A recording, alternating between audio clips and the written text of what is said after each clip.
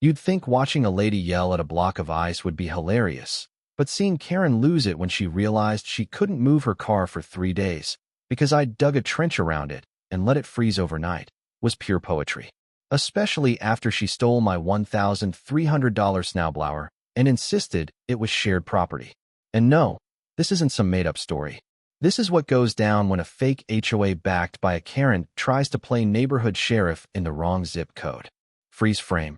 Yep, that's me. The guy whose private well got tapped by HOA Karen so she could illegally water her roses.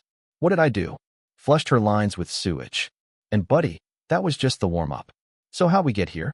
Let's rewind to when I thought buying a home on a quiet, HOA-free street meant, actual peace. That dream evaporated the day Karen moved into the old McCaffrey place across the street. The house had always been a little scruffy, charming in a beat-up hoodie sort of way. But then came Karen, like a Real Housewives audition tape with a clipboard, an attitude, and a desperate need to impose rules nobody wanted. I knew I was screwed when she strolled across my lawn without so much as a knock, handed me a flyer titled New Community Standards Proposal, and started critiquing the color of my mailbox. I just blinked. I didn't even know we had community standards. That's when she said, well, not officially. Yet. I'm starting a homeowners committee. Just voluntary, for now. Now, I'm a pretty laid-back guy. Freshly divorced, got the house, kept the dog, lost the lawnmower in the split. But I had peace. A yard, a well, a garden I actually liked. Karen? She looked at all of it like a DIY project that offended her soul. I tried to let it slide. I really did. But Karen was like a mosquito that had studied military strategy. Every little dig, every helpful suggestion, every passive-aggressive note taped to my door, it added up. Then winter hit. And not just winter. The storm of the decade. The kind of blizzard that makes seasoned snowplow drivers cry. I'd prepped like a champ. Bought myself a beast of a Snowblower. Bright red, powerful, dependable. It was beautiful. When you're single in your 40s, a solid machine that doesn't judge your playlist is as close as it gets to romance. I cleared my driveway, my sidewalk, even did old Mr. Hoffman's steps for kicks. Parked the Snowblower in the garage, came in to warm up with whiskey and coffee, thinking life was finally calm. 20 minutes later, I looked out the window, and it was gone. Just poof, like it sprouted legs and walked off.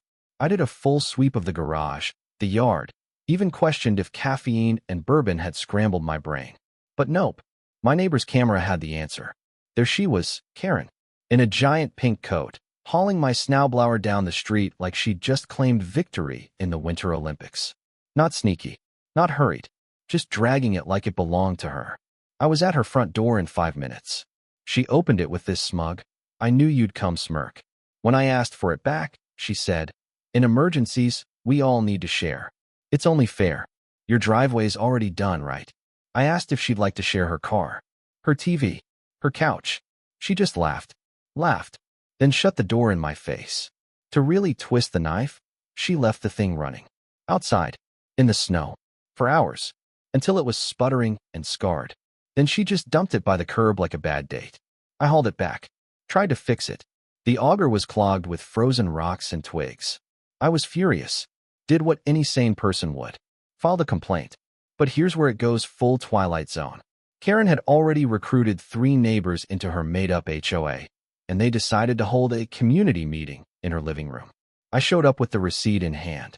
They sat me down like I was applying for a mortgage, and told me, dead serious, that emergencies call for community cooperation, and I should feel proud to help. I asked if they'd been snorting snowflakes. They didn't laugh. That night, sitting in my living room, staring at my busted Snowblower like it had survived a war, something clicked. Karen didn't just want to tidy up the block. She wanted power. She didn't care about being friendly. She was building a suburban regime, one passive-aggressive flyer at a time. That's when I started planning. Quiet. Precise. And yeah, cold. Petty, sure. Like the time I rerouted the hose she had illegally hooked up to my private well and connected it straight to my septic overflow instead. When her beloved hydrangeas started smelling like they'd been watered with toilet juice, she knocked on my door and asked if I knew anything. I gave her a polite smile and said she might want to check with the Community Grounds Committee. The joke went right over her head. Still, she didn't let up. If anything, She doubled down. Started going on about some mandatory tool-sharing system, suggesting neighbors stash rakes, blowers, and shovels in a shared shed on my property, of course, since I had the room. That's when it hit me. This wasn't about a snowblower anymore. It was about principle. Then, like a miracle from above, or maybe a side effect of climate change, the second big storm rolled in. But this one came with a bonus. A deep freeze warning. Ice. Wind. Bone-numbing cold. That's when I saw my opportunity. Karen had left her car in her usual spot, right next to the curb. The forecast called for sub-zero temps by 3 a.m. I waited till the whole block was asleep, pulled on my boots, and grabbed my shovel. Most folks build snowmen. I built justice. 3 feet across, 2 feet deep. A flawless ring. I didn't just clear around her car. I sculpted a trench. Then, slowly, like some lunatic engineer, I poured water from my hose, filling the moat bit by bit. By dawn, it was a solid, invisible ice trap. Then she came out and screamed. But here's the kicker, it wasn't even the real payback. Because while Karen was shrieking in her fuzzy boots, yelling at the sky like some Yeti from a discount disaster movie, her car wasn't the only thing frozen. Her fake HOI? The bogus bylaws? Her little dictatorship? I had something else brewing. But hey, no reason to ruin the surprise just yet. Karen wailed like a banshee on Black Friday when she saw her ride turned into an ice sculpture. I stood inside, sipping my coffee, playing dumb at the window. Behind that calm face, pure joy. She stomped along the sidewalk, her Uggs skidding on the ice, her hood bouncing like she was filming a survival show. She tried kicking it. She dumped hot water on the tires, only to watch it freeze over again with a satisfying snap. A neighbor peeked out, then noped right back inside, not wanting to end up part of the circus. Can't say I blamed them. I'd been living in the splash zone for months. Now I was finally the one holding the hose. But wait, it gets even juicier. That night, as her car stayed locked in that icy sarcophagus of entitlement, she called an emergency HOI meeting. Quick reminder, this HOI didn't exist. It had zero legal standing. Just a Frankenstein mess cobbled together from Karen's ego and a few nosy neighbors who liked pretending they mattered. Still, there I was, sitting in her living room on a fold-out chair between a lady convinced electric mowers cause cancer and a guy who once asked if he could install a cannon on his lawn for historical purposes. Karen stood by the fireplace, clutching a clipboard like she was about to deliver royal orders. Draped in a knockoff fur shawl, she declared, "Someone vandalized my vehicle. This is a direct attack on the integrity of our community, and it must be addressed immediately." I raised an eyebrow and replied, "Was it vandalism? Or maybe just bad parking and a little weather?" She squinted at me. There was a trench. A circular trench. That doesn't just happen. Another neighbor added, "Honestly, it looked kind of perfect. Like, measured." Karen snapped her head toward him like a hawk spotting prey. "So you're saying someone planned it?" He shrugged, palms up. "Just saying nature doesn't usually dig in circles." She turned back to me. "You're the only one around here with that kind of obsession." "Obsession with what?" I said. "Symmetry." That's when she blew it. She pointed the clipboard at me and declared, "We are enacting a new rule immediately. No tools may be used for snow removal unless checked out through the HOA committee. Effective now." I grinned, so wide you could have played banjo strings on the tension in the room. "Oh," I said. "So let me get this straight. The neighborhood now decides who gets to use their own equipment, on their own property, based on a system you made up, with no legal basis." Karen stood taller, proud. "Exactly. Cooperation is the foundation of a healthy community." I leaned in. "And you expect that cooperation to only flow one way? Because last I checked, you took my snowblower without asking, broke it, then pretended it never happened." She flinched, just a little, then said, "In emergencies, sacrifices must be made." "Right," I said, "as long as it's other people doing the sacrificing." The meeting ended in total mayhem. Folks were irritated, puzzled, and more than a few were starting to notice the fractures in Karen's polished little regime. Still, her diehard followers stuck around. That much was obvious. The guy obsessed with building a backyard cannon gave her a solemn nod. The woman convinced solar panels triggered migraines offered to organize a shared tool checkout system. Cults don't begin with Kool-Aid. They begin with clipboards. By morning, Karen's car was still stuck. A thin layer of snow covered the ice, making the ditch almost invisible. She tried kitty litter, road salt, even called a mechanic who took one glance and said, "Lady, this is either a prank or some kind of modern art. This car's not moving anytime soon." Word started to spread through the block. People were whispering, chatting, texting.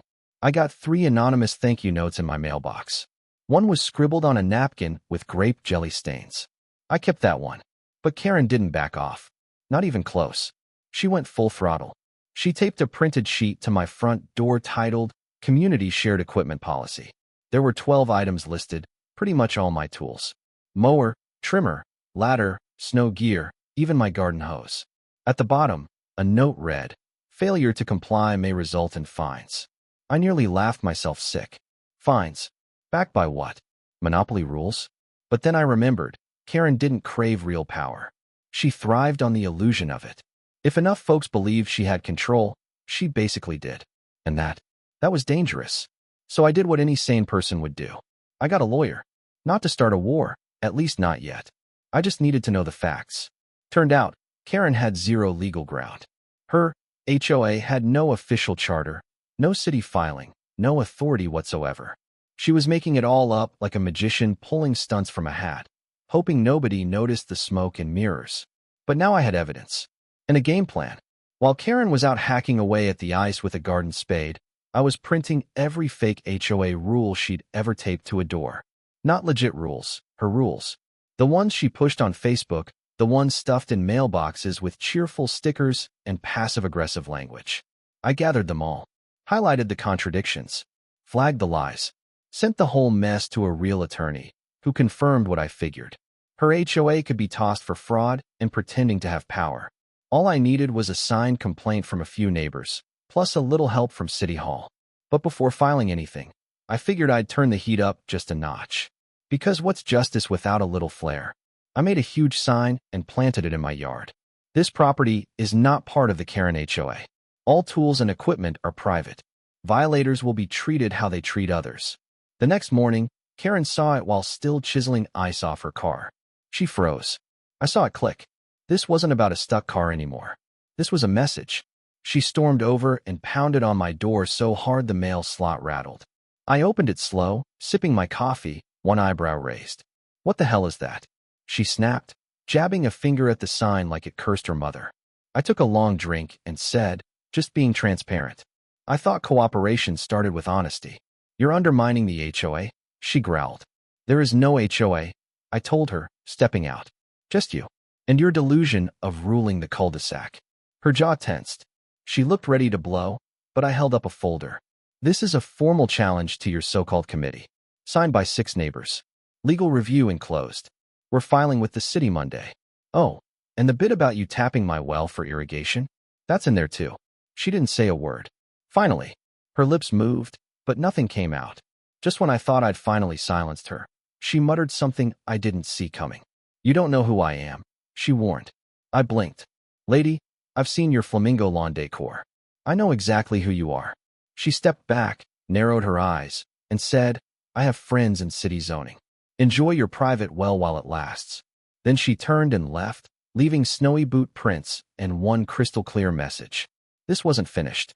No new snow came that night, but the temperature dropped like it had something to prove. The trench around Karen's car turned into a solid glacier, hardened by the bitter cold. Water freezes better when misted in layers.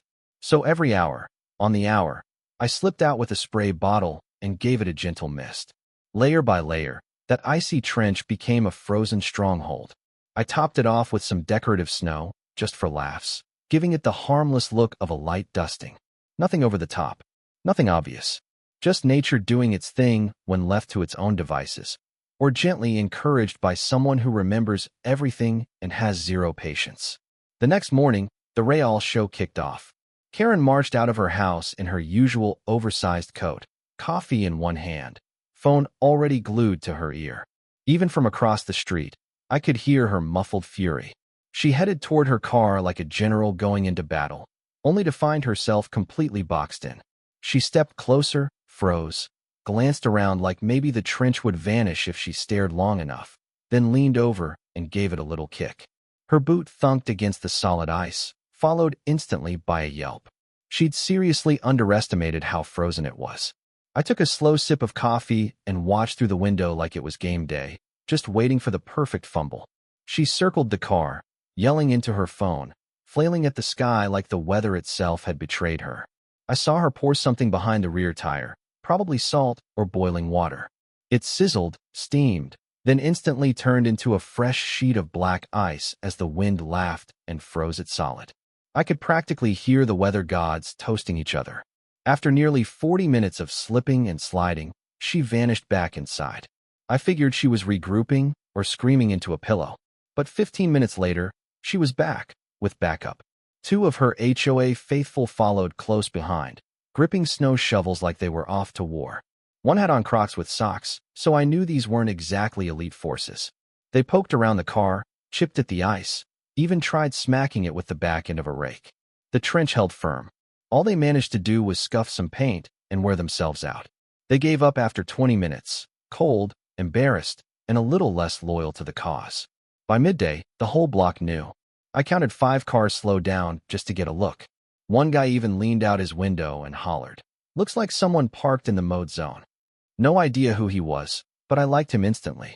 Karen must have realized how ridiculous she looked, because that afternoon, she posted an open letter in the neighborhood Facebook group.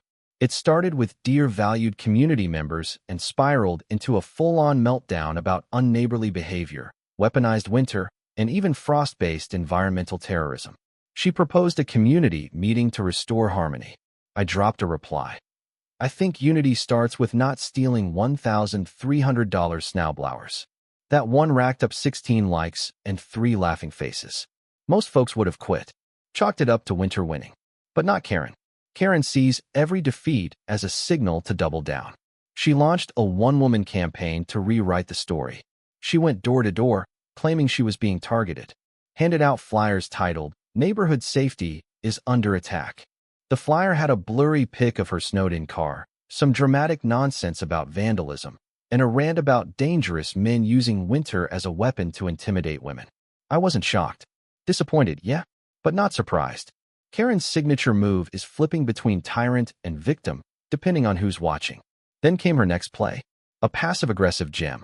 She hired a local contractor, not to clear the ice, but to set up a trail cam aimed at her car.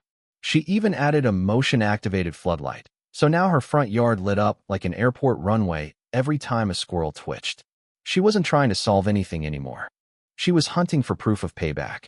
Fine, let her film. All she'd catch was time, weather, and karma doing their thing, and maybe a dog walker or two taking a tumble on her slick curb. What she didn't know was that I'd already filed a report with the city about her bogus HOA. I turned in every fake violation she ever sent, every flyer, every post, even a recording of her claiming she had final say on community rules. I included proof that she'd tapped into my well without asking. That part made the clerk at zoning raise an eyebrow and mutter, "Oh, we've heard about her before." A week later, she got a formal notice from the city. It said her little organization had no legal standing, couldn't issue fines, and that pretending to be an official HOA might be considered harassment or fraud. She posted a selfie the next day, tears and all, saying she was being bullied. I saved it. Not to be petty, just because it was the only time she didn't have something to say. You'd think that would have been the end of it. That the ice, the trench, the city's letter, and the slow crumble of her fake power trip might humble her. Nope, Karen doesn't fold. She just changes lanes. That week, she stopped trying to control the neighborhood and started filing complaints with the city zoning office against me. She claimed my private well might be a public safety risk, which was rich, considering she'd been helping herself to it for months. When I got the notice that someone had requested a zoning review, I actually laughed. Then I called my attorney. After that, I walked into the zoning office with every bit of evidence, well, permits, logs of when Karen accessed it, and photos of the hose she hooked up, right before I flushed it with raw sewage. The clerk flipped through the stack, mumbled, "Oh wow," and asked if I'd testify if a formal complaint moved forward. I told her I'd be more than happy to. At this point, the neighborhood had stopped pretending to be neutral. Whispers had turned into eye rolls. The Facebook group was a minefield of sarcasm and not-so-subtle memes. Someone posted a cartoon of a frozen car with the caption, "When the HOA forgets who controls the weather." Another changed the group banner to a photo of a moat. Karen freaked out and tried to shut it all down. She got banned instead for abuse of admin privileges. Eventually, her car got towed. Took 3 guys, 2 heat guns, and 4 hours to free it. They had to break up the trench, jack up the car, and pour industrial de-icer. I watched from the porch, sipping cider, savoring the quiet triumph of a man who knew winter had picked a side. But as the tow truck pulled away, Karen stood on the curb, arms crossed, laser-focused glare pointed right at me. And then she did something I didn't expect. She smiled. In that instant, I knew the ice might have thawed, but the battle was far from over. Karen's smile wasn't an, okay, you win kind of thing. It was a promise of round 2. That eerie calm before the storm smirk, like the villain in a spy movie who knows the hero's about to step on a trapdoor. The war hadn't ended. It had just entered the next phase. I didn't buy the act for a second, and sure enough, she followed through. Less than 2 days later, her first move was wrapped in fake kindness. She posted in the neighborhood Facebook group, all sugary sweet, talking about healing and bringing people back together. She blamed the trench incident on weather and a tiny mix-up. This same woman who once threatened to fine me for owning a garden hose was now playing neighborly peacemaker. But as soon as people began cautiously responding, she revealed her real plan. Next paragraph, she pitched the idea of creating an official HOA, fully registered, with elected officers.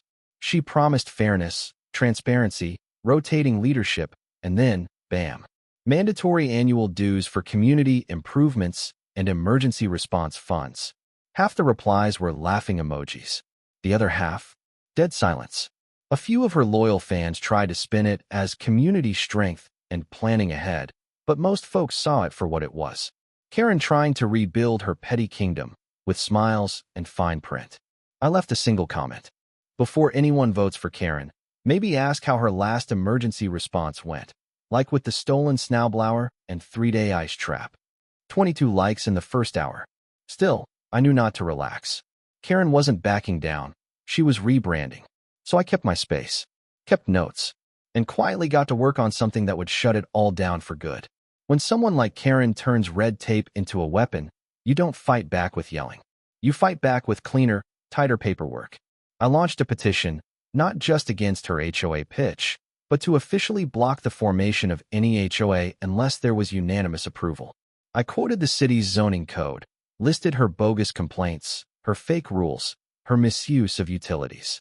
I added neighbor statements. Even got Mr. Hoffman, 2 doors down, to record one. The man's 82, sharp as ever, and sounds like a retired jazz DJ. His line? This woman makes Stalin look like a substitute teacher. That alone fired up the whole effort. Within a week, I had 18 signatures, plenty to trigger a formal vote. Just to seal the deal, I made a glossy pamphlet called Living Free, Why We Don't Need an HOA, and hand-delivered it to every home. It had a QR code linking to a Dropbox folder with every notice Karen had ever posted. Because when it comes to Karen, information is the best weapon. Meanwhile, she kept pushing. She set up a neighborhood safety fair, which turned out to be just her, 2 lawn chairs, and a stack of brochures about home security. Nobody showed. Not even her usual backup. I walked past with my dog, gave her a cheerful wave. She smiled back, so tight, it could snap wire. Then she played her last card. I got a letter from the city. This time, not to the fake HOA, but to me. An anonymous complaint claimed I had unpermitted structures and landscaping hazards. I almost laughed. She accused me of digging that trench around her car, like it was still some active threat. She even attached a time-stamped photo of the frozen moat, like she was building a case for law and order. I sent the whole thing to my lawyer. Didn't post a word about it. And that's the thing, silence can rattle people. Especially folks like Karen, who are used to steering the story. 2 days later, I held the next neighborhood meeting, not Karen's, but mine. Set up in my garage, folding chairs and all.